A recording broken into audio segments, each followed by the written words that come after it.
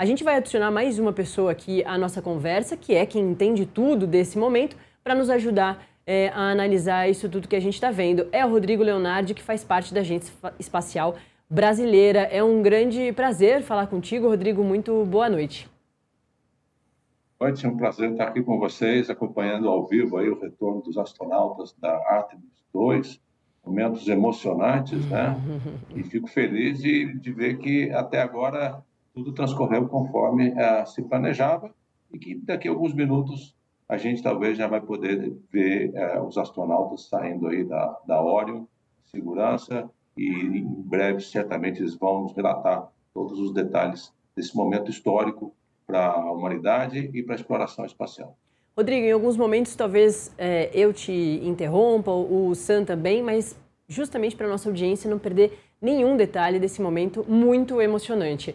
A gente já viu situações assim parecidas, a reentrada de viagens espaciais aqui à Terra, mas essas imagens são muito impressionantes por causa dos recursos tecnológicos de imagem. A gente assistiu a quase tudo, né? Teve aquela perda de sinal no momento em que a cápsula fica com o plasma, aquele momento em que eles atravessam a atmosfera, mas muito rápido a gente já teve as imagens térmicas dos aviões ali da NASA gravando, e também a gente viu segundo a segundo da cápsula caindo ali no mar. Já era esperado que isso tudo desse certo, mas claro, dando certo também impressiona. Eu queria que você falasse um pouquinho mais sobre tudo que a gente viu. Se já vendo as imagens, Rodrigo, você já imaginava que a NASA confirmaria que estava tudo muito certo? A NASA não iria planejar a missão com um risco muito elevado de falha. Existe sempre nessas missões da NASA uma aversão ao risco, então todo o cuidado é pouco. Existem diversos sistemas redundantes. E a tecnologia ela foi testada no Artemis 1, que foi um voo não tripulado, exatamente para comprovar na prática a capacidade de reentrada da Orion na atmosfera em segurança. Inclusive, naquela ocasião, foram os dados que foram obtidos, foram feitos alguns aperfeiçoamentos na estrutura da Orion, que a gente viu agora foi bem sucedida em trazer os astronautas em segurança. Mas é sempre impressionante a gente ver a capacidade da tecnologia e da engenhosidade dos engenheiros. Só para ter uma ideia, essas condições de temperatura são cerca de 3.000 graus Celsius que se experimenta naqueles poucos minutos de reentrada. Olha, o titânio, o ponto de fusão do titânio é abaixo de 2.000, ou seja, o titânio ele fica líquido. O aço, o ferro, são cerca de 1.600 graus. A temperatura do Sol, na superfície do Sol, são 5.000 graus Celsius. Então, é uma extremidade, é uma temperatura quase muito próxima daquilo que a gente experimentaria se a gente estivesse na superfície do Sol. A gente evapora. Então, são condições muito críticas e a gente vê que a engenharia da NASA foi capaz de superar essas condições tão críticas e trazê-los de volta à Terra. Rodrigo e Sam, para a gente narrar o que está acontecendo, para a nossa audiência entender direitinho, a gente já vê mais avião passando por ali. Essa imagem que a gente está assistindo é feita de um avião da NASA, mas vários barcos ali também se aproximando. Esse time que vai fazer o resgate dos 4 astronautas e também da própria cápsula Orion, eles não estão ainda se comunicando. Eles conseguiram se comunicar assim que a nave pousou ali no mar, mas nesse momento estão sem comunicação com a nave. É por isso mesmo que está demorando um pouco na nossa visão aqui para acontecer o resgate. Mas a gente recorda que a NASA mesmo já disse que está tudo dentro dos conformes. Como os 4 estão bem e a cápsula funcionou perfeitamente, o rito está sendo respeitado da forma que era planejada, né, Sam? Exato, eu estou vendo a comunicação aqui enquanto a gente conversa enfim, com o nosso convidado e vai acompanhando as imagens. O que aconteceu nesses minutos foi o seguinte: o capitão avisou, o capitão está se comunicando com o Houston normalmente por rádio, mas ele tem um telefone via satélite que é para ele comunicar com essas equipes que estão ao redor. Inclusive, você pode se perguntar vendo essas imagens, por que esses barcos estão ali perto, mas não fazem o resgate? O resgate não é feito por eles são fast boats, que chamam, que são os barcos para uma intervenção ali no caso de uma emergência. Não tem nenhuma emergência acontecendo, então eles estão só ali ao redor e estão aguardando o resgate ser feito da forma padrão. Então eles estão com esse problema de comunicação ao redor ali, mas não com Houston. A gente está ouvindo aqui a equipe falando com a central de controle em Houston a todo momento. Então, acho que já se passaram 5 minutos daqueles 15 que eles pediram, né? Então, daqui a pouco a gente deve ver o resgate. Aproveitar e perguntar, né, para o nosso especialista que está aqui, que entende muito mais do que qualquer outra pessoa que esteja acompanhando.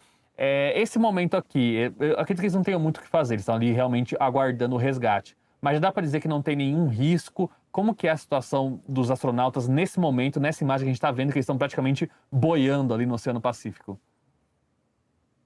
Acho que o risco maior seria se agora as condições meteorológicas fossem complicadas e a gente tivesse aí condições do mar muito, digamos, agitável, né?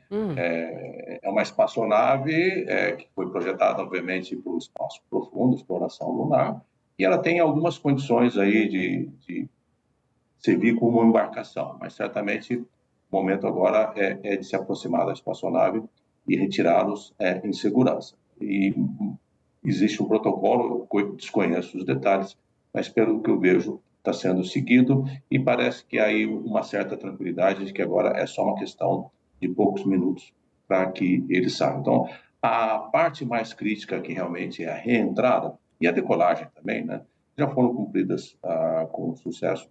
Eu estou confiante de que em poucos minutos eles completam esse último, digamos, etapa operacional para que os astronautas retornem em segurança para a embarcação e de lá eles vão para alguma instalação da NASA já no continente. Rodrigo, tem gente aqui no nosso chat, na nossa live em Metrópolis TV, nosso canal no YouTube, canal do metrópolis.com no YouTube, perguntando se a missão Artemis II já foi cumprida, se terminou. Acho que é importante da gente falar o que vem depois disso tudo. A gente já trouxe alguns detalhes, o próprio Sérgio Sacani participou com a gente aqui no comecinho. Ele vai participar das coletivas da NASA, ele está lá muito perto acompanhando tudo. Mas acho que é importante de falar sobre, além do resgate dos 4 astronautas, que vai acontecer em breve, feito por helicópteros, também tem o deslocamento da cápsula Orion para esse navio da NASA, que vai atender os 4 astronautas, para a NASA continuar analisando a cápsula Orion, né, Rodrigo? Perfeito. Bom, antes de mais nada, deixar aqui um abraço para o Sérgio, um colega aí que já tivemos a oportunidade de interagir. Que legal que ele vai estar lá sabendo ao vivo mais detalhes. A missão, o programa Artemis não se encerra com essa missão. Essa missão é a segunda de uma visão de futuro, onde a humanidade pretende, em algum momento, ir para a Lua, para lá se estabelecer de forma permanente e contínua. Então, por incrível que possa soar essa afirmação, isso aqui ainda não foi o mais complicado. O desafio ainda está pela frente no sentido de retornar para a Lua. Eles fizeram um sobrevoo na Lua, né, histórico, depois de mais de 50 anos da última viagem da humanidade à Lua. Nenhum dos astronautas tinha nascido por ocasião da última missão Apollo. Então, esses astronautas todos nasceram quando o homem já tinha visitado a Lua. E nesse retorno, nessa visão de futuro, ainda fica para o futuro próximo a etapa principal, que é, uma vez chegando à Lua, ser capaz de fazer um pouso seguro na superfície da Lua. E, por incrível que pareça, esse feito também não é o mais complexo, porque aí fica a grande questão de habitabilidade na Lua, que é como você, então, constrói uma base permanente na Lua para ali se estabelecer. Então, é uma visão de futuro que a gente vai ver com mais frequência essas atividades ganhando volume de missões, né, fluxo de idas à Lua, e que numa visão aí, digamos, de uma próxima década, eventualmente a gente já tenha uma permanência lá, como a gente já tem no espaço. Atualmente nós temos já há várias décadas, a gente esquece, a Estação Espacial Internacional, onde a gente tem continuamente astronautas. E eles vão e voltam com tanta frequência que a gente até esquece, a gente sequer passa mais ao vivo esses feitos. Então, talvez em algum momento mais distante a gente comece a achar que é rotina ir para a Lua, mas é um feito fantástico. E esse voo tripulado, ele, digamos, é um marco nessa visão de futuro de colonização da Lua. Se tivesse acontecido alguma falha aqui, por menor que ela fosse, de equipamento ou que tivesse comprometido a segurança dos astronautas, toda essa visão de futuro ficaria comprometida e se veria atrasada. Rodrigo, vou te perguntar daqui a pouquinho sobre o Brasil nessa questão toda, e você, fazendo parte da Agência Espacial Brasileira, tem todos esses detalhes. Mas antes, retomar com o Samuel Puncher. E Sam, tem muita gente aqui perguntando, nossa, mas já passou 20 minutos, o que está acontecendo? Vamos retomar então. Os 4 astronautas chegaram, tocaram o mar, o Oceano Pacífico, a 70 quilômetros de San Diego, ali na Califórnia, da costa de San Diego, na Califórnia. Tudo dentro do planejado, os 4 estão bem, mas eles chegaram às 9 horas e 7 minutos aqui no horário de Brasília, às 5 horas e 7 minutos no horário lá da Califórnia, nos Estados Unidos. E agora, 22 minutos para frente, eles ainda não saíram da cápsula. Acho que vale a gente explicar direitinho. Você, inclusive, trouxe ali o número dos 15 minutos. Tem muita gente perguntando aqui, mas esses 15 minutos eram para quê? Você consegue resgatar essas informações para a gente e atualizar a nossa audiência? Estão comentando bastante aqui no chat, inclusive, já se passaram os 15 minutos. O que acontece é o seguinte, enquanto a cápsula não estabelecer uma comunicação segura com a equipe de resgate, não é seguro retirá-los daí. Então, eles estão numa situação segura, mas precisam que essa comunicação seja estabelecida de forma clara para que eles saiam da nave. Isso foi o que o narrador da NASA explicou agora há pouco.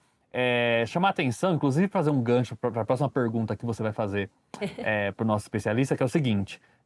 a gente estava ouvindo ali, era um oficial da NASA, eu não consegui ouvir qual era o crédito dele, mas ele falou o seguinte, que essa tripulação, né, os 4, são os embaixadores da humanidade para as estrelas, e aí uma frase, né, muito bonita e tal, que ele usou essa frase para resumir a missão, e ele falou que agora o trabalho, né, ele faz parte dessa tripulação, dessa equipe de resgate, checar o escudo térmico, então analisar quais foram os danos ali, para aprimorar ainda mais, e aí ele completou, baixar os dados, analisá-los, para que possamos usá-los na Artemis 3. Então, já tem aí um momento na NASA para a próxima missão, que aí seria uma missão tripulada à Lua. Então, quando a gente está falando aqui de exploração espacial, você vai perguntar sobre o Brasil, então lá já tem preparação para dar um passo além nessa exploração, Nath. É isso, né, Rodrigo? O Brasil é signatário da Artemis, não está exatamente na Artemis 2, mas tem uma previsão do Brasil participar efetivamente de outras missões da Artemis, inclusive lá até a Artemis 4 de 2028, quando está previsto, a NASA prevê, que os humanos vão voltar a pisar lá na Lua, justamente para esse ponto que o Sam estava trazendo, de habitar a Lua, de conseguir fazer as bases lá. Você também tinha trazido isso, Rodrigo. E o papel do Brasil, por exemplo, vai ser ajudar nas plantações lá na Lua. O humano prevê plantar grão de bico, batata doce. Acho que é um momento importante de ouvir de você quais são os planos do Brasil e qual deve ser a participação do Brasil nesse futuro de habitar a Lua. Tá bom, claro, eu vou comentar o que o Brasil está fazendo. Se me permitir só um segundinho, eu queria dar um abraço aqui para minha esposa e minhas filhas que estão aqui do lado, assistindo a live. Sim, perfeito. Está muito divertido, estamos aqui em casa. Aqui. O Brasil, de fato, se tornou signatário dos acordos Artemis em 2021. É um conjunto de diretrizes para o uso pacífico do espaço que os signatários se comprometem a respeitar quando planejam as suas atividades. Foi também uma oportunidade para a gente trazer esse tema de exploração espacial para dentro do Programa Espacial Brasileiro, que tem uma grande tradição em observação da Terra, mas que a gente não tem ou não tinha de forma coordenada pensado e planejado atividades de exploração lunar. Então, é uma oportunidade para a nossa comunidade científica, para nossos institutos de pesquisa e universidades, de se engajarem nos mais variados temas. Juntamente com a comunidade científica brasileira, a gente já identificou 2 projetos que já estão sendo financiados no Brasil para contribuir para o programa Artemis e estamos ainda discutindo outras oportunidades. Esses 2 projetos, um deles você já mencionou, é um projeto de agricultura espacial que a gente desenvolve com a Embrapa, numa visão de futuro em que seja lá como essas colônias se permanecerem, elas não vão ser sustentáveis se a gente não dominar os métodos de cultivo e as variedades de grãos que se fazem necessários num ambiente tão hostil como é o caso da superfície da Lua, onde você é bombardeado por radiação, você não tem uma atmosfera, você tem um solo que é o rigolito que não é fértil. Então, é uma questão que nos permite também, juntamente com a Embrapa, a trabalhar questões de modificações genéticas de grãos, novos métodos de cultivo, e esses desafios, eles sempre também terminam acarretando inovação que tem um transbordamento depois para inúmeras outras aplicações aqui na Terra. E também, juntamente com o Instituto Tecnológico de Aeronáutica, um instituto tradicional do Brasil, nós estamos propondo uma missão de um satélite chamado Selenita, que, se tudo der certo, no final da década, ele poderia ser enviado para orbitar a Lua e fazer ciência de qualidade com relação a tópicos de geologia da Lua e clima espacial, que são as condições ali em torno da Lua. Esse satélite, obviamente, a gente precisaria pegar uma carona num desses Artemis, né? Como foi o caso agora. No Artemis 2, de fato, não teve nenhuma carga útil brasileira. Nós não tivemos tempo de nos planejar para essa missão. Mas a NASA convidou outros parceiros internacionais a levarem suas cargas úteis. Um deles foi o nosso vizinho, a Argentina, que enviou ao espaço a missão de um pequeno satélite chamado Atenea. Nós também tivemos um satélite da Arábia Saudita. Eu não vou me lembrar das outras cargas úteis, mas existe uma visão da NASA de que essas missões Artemis também são vetores de acesso ao espaço dos países signatários do acordo. E a gente espera, juntamente com a NASA e os parceiros internacionais, em algum momento ver tecnologia científica e cargas úteis brasileiras nessas missões. Além também, né, da exploração energética, né? A Lua tem em abundância o hélio 3, que tem na Terra, mas no centro da Terra, e hoje já tem um entendimento de que é mais em conta ir até a Lua para fazer essa exploração lá do que acessar esse hélio 3, uma importante fonte de energia que vai ser uma grande também corrida lunar nos próximos anos. Rodrigo,